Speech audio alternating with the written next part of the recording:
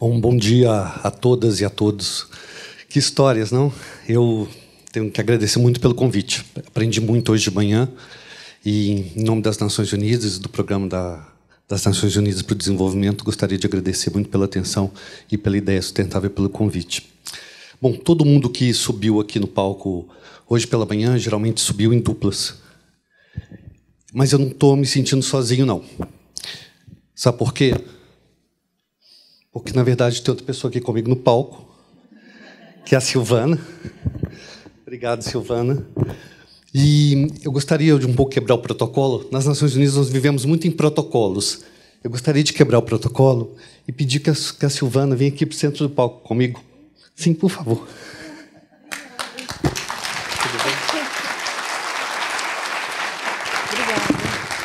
Para me ajudar um pouco a contar essa história, porque trazer para o centro do palco uma preocupação com os mais excluídos, eu acho que é fundamental para tudo aqui que nós estamos falando aqui hoje. Aliás, se tiver alguma pessoa com deficiência visual aqui na plateia, eu estou aqui. Eu faço isso porque, geralmente, as pessoas tendem a olhar para a caixa de som. E é isso, a gente exclui muito também quando a gente comunica. E a gente também tem que pensar nisso. E eu, na verdade, não vou fazer exatamente uma apresentação, mas eu tenho 2 slides que eu gostaria de mostrar para vocês. Espero que o pessoal consiga colocar.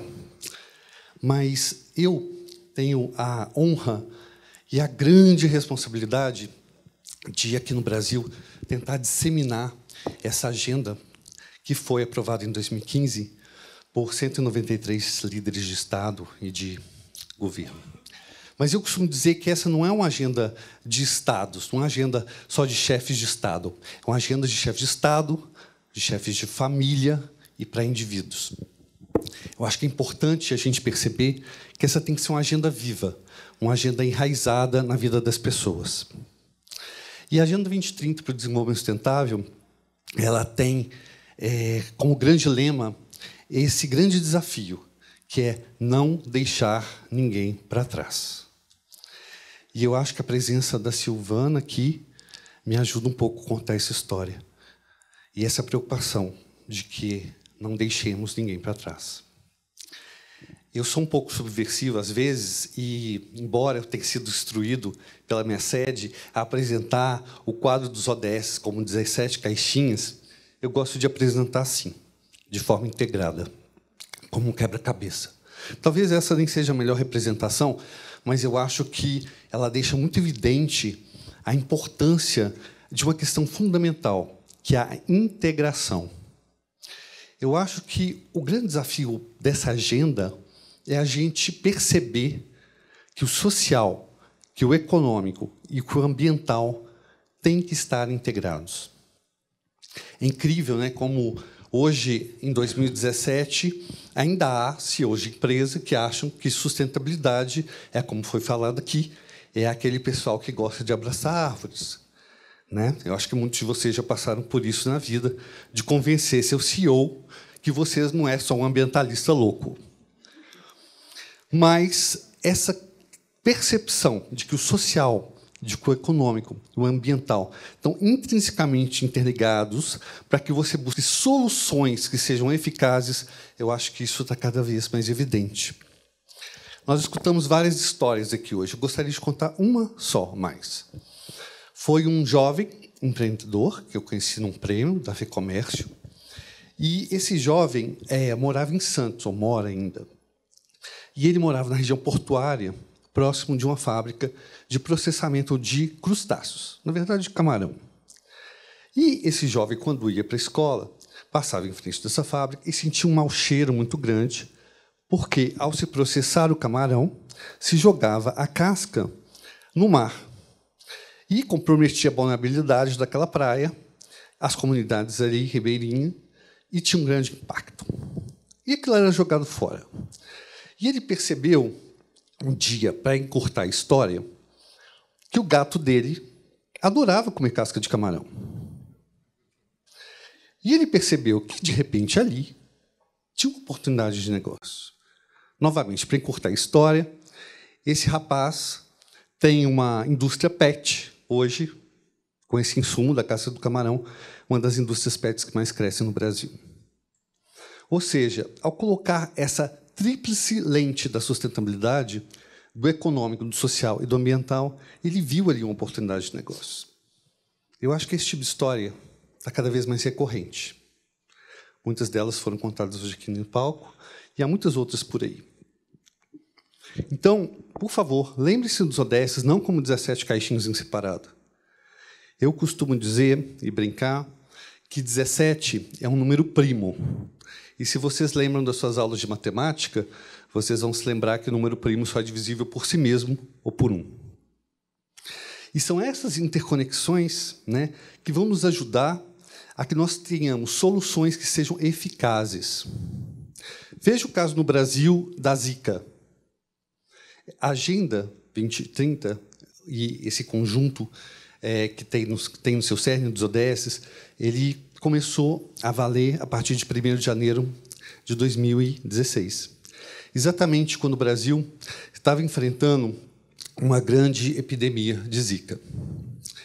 E quem percebe a questão da Zika simplesmente como uma questão ligada ao ODS 3 de saúde está completamente equivocado e não vai encontrar uma solução para o problema.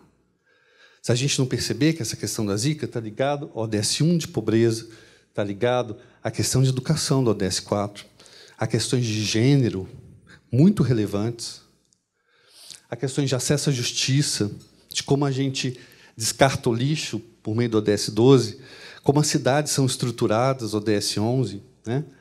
Por meio da questão da mudança do clima, quando você tem um aquecimento que os vetores transmissores dessas doenças proliferam com maior calor. E se a gente não perceber que todas essas questões estão interligadas, nós não vamos achar soluções eficientes. E eu costumo dizer que o conjunto de ODS é uma poderosíssima ferramenta de planejamento para o médio prazo, no caso até 2030, que para o Brasil já vira longo prazo, né?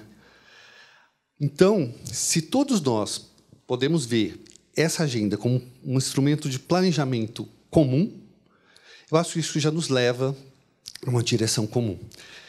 O Pacto Global fez uma pesquisa, a Denise está aqui, e ela sempre fala disso, em que o que foi verificado pelo Pacto é que os CEOs das empresas geralmente resolvem alinhar os seus negócios aos ODS porque percebem aqui uma forma de uma narrativa comum, né, de ter uma linguagem comum para comunicar.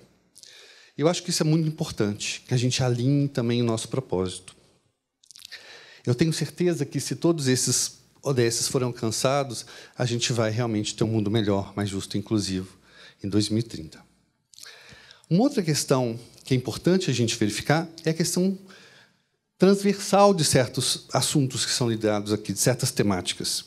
Por exemplo, a gente fala muito hoje de mudança do clima, mas por que a mudança do clima está fazendo ali? Talvez seja a questão mais etérea. Se os impactos adversos da mudança do clima forem verificados, todos os ganhos em relação a todos os outros ODS vão ser anulados. Esse é um problema. Esse é um risco.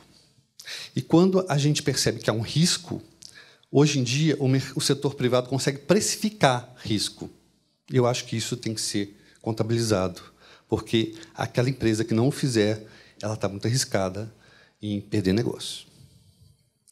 Outra questão importante, por exemplo, a gente aqui falou muito hoje aqui de manhã, de inovação. Muitas vezes as pessoas pensam que inovação é uma coisa muito sofisticada. Vou contar uma pequena historinha. O meu PIN, de manhã, eu perdi o meu segurador aqui do PIN, e a Cristiane me ajudou. Não, mulher resolve isso fácil. Toda vez que a mulher perde um brinco, ela coloca uma borrachinha. Isso é inovação. Então, essas histórias que a gente passa todo dia, e brasileiro é muito criativo, isso é inovação. E a gente buscar levar as questões para uma maior escala pode também ser oportunidade de negócio. Pensa nisso, viu, Cristiane? Outra questão importante é o ODS 5, que foi falado aqui, a questão de gênero, que eu acho absolutamente fundamental a gente perceber isso como uma questão absolutamente transversal. É impressionante que, no mundo de hoje, que a maioria é mulher, a gente ainda enfrenta os problemas de exclusão que nós vemos hoje e nós percebemos em qualquer lugar. E no setor privado é um lugar em que você contradiz a teoria econômica. A teoria econômica diz que aquele que tem maior qualificação vai ter uma maior renda, ok? Infelizmente, isso não acontece com a maior parte das mulheres, que, mesmo tendo a mesma função, recebe menos do que seus companheiros de trabalho. Então, todas essas questões têm que ser levadas em conta. O próximo slide, por favor. E, com isso, eu termino. Bom, falar do meu chefe. É sempre bom lembrar o chefe. O novo secretário-geral das Nações Unidas, ele, ao falar da agenda, ele fala uma coisa que eu acho que é fundamental. Primeiro, ele fala que essa agenda é a nossa declaração global de interdependência. E eu acho isso uma frase fundamental nos dias de hoje, quando há várias forças que procuram nos separar, mostrar as nossas diferenças, mostrar que as ideologias são diferentes, que as cores são diferentes, que os gêneros são diferentes. E eu acho que é importante a gente ver, como num quebra-cabeça, o que pode nos unir. E essa agenda é uma oportunidade para isso, a nossa Declaração Global de Interdependência. E ele faz uma provocação. Ele fala que espero que vocês sejam provocativos, visionários e disruptivos. Porque, afinal de contas, no século XXI, com tantos desafios, se a gente continuar fazendo um business as usual, e nós temos certeza que o business as usual não está nos levando a um bom caminho, nós vamos fracassar. Então, eu gostaria simplesmente de terminar minha fala agradecendo a Silvana, lembrando de que é fundamental incluir os mais vulneráveis, os mais excluídos, e que a gente vá além das médias estatísticas. Por que eu falo isso? Além das médias estatísticas, é algo que nos ajuda a ver outras histórias por trás de números. Muitas vezes, o próprio setor privado busca estatísticas para estruturar os seus negócios. Mas, num país tão plural quanto o Brasil, os números também escondem muitas histórias. Por exemplo, alguém sabe qual que é a expectativa média do brasileiro ou brasileira? É 76 anos de idade. Alguém sabe a expectativa de vida média de uma pessoa trans no Brasil? É 34 anos de idade.